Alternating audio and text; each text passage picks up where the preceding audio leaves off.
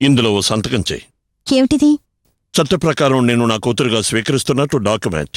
ఇప్పుడెందుకిది? నువ్వు ఇంటి నుంచి వెళ్ళిపోయినా కూడా ఈ ఆస్తి నీకే దక్కుతుంది. అందుకే. ఓహో, ఈ ఇంటికి దూరం అవడం నాకు ఇష్టం లేదని నేను చెప్పడం మీరిలా అర్థం చేసుకున్నారా? ఇంకే విధంగా అర్థం చేసుకోమంటా? డబ్బును ఆశిస్తున్నానని తప్పుగా అర్థం చేసుకున్న మీరు నేను దేన్ని ఆశిస్తున్నానో తెలుసుకోలేరా? సరే, తెలుసుకోలేదు. ఇప్పటికైనా నీకేం కావాలో చెప్పు. ఇప్పుడు కూడా చెప్పకపోతే దానికి అర్థమే లేదు. చెప్తాను. చెప్పు. ఆయన నిజాయితీపరుడు. పెళ్లిని చాలా పవిత్రంగా భావించేవారు. ఆడపిల్లని దైవంగా చూసుకునేవారు. ఓ, లక్ష్యం గలవాడా? కాదు, మనిషి. ఎవరా వ్యక్తి? ఆయన మీరు తప్ప ఇంకెవరయ్యుంటారు?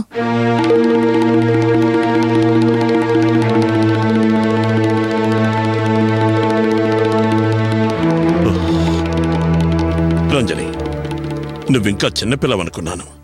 You have become mad. ఎవరైనా ఇది వింటే నవ్వుతారమ్మా.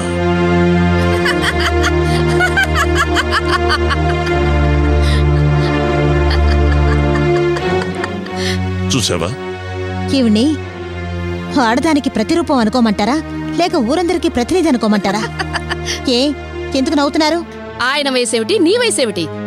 ప్రేమ పిచ్చిలో పడి కళ్ళు మూసుకుపోయాయా? ఆయన మీద నాకున్న అభిమానానికి, ప్రేమకి మీరేం పేరు పెట్టినా నేను పట్టించుకోను. I don't care. రంజని, జరగని దాని గురించి నువ్వు ఆలోచిస్తున్నావు. It is impossible. చూడండి, నేను ప్రేమించేది మిమ్మల్ని, మీ ఆస్తిని కాదు. నా ప్రేమ మీకు అవమానాన్ని, సమాజంలో తలవంపులు తెస్తుంది అనుకుంటే నేను ఈ క్షణమే ఇంట్లోంచి వెళ్ళిపోతాను. రంజని,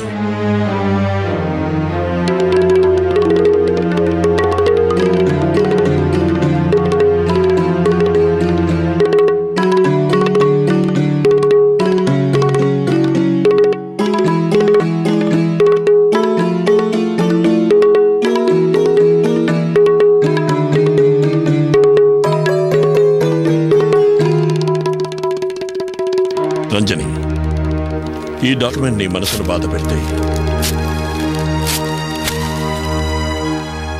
నా కొడుకులాగే నువ్వు వెళ్ళిపోతే ఎలాగమ్మా?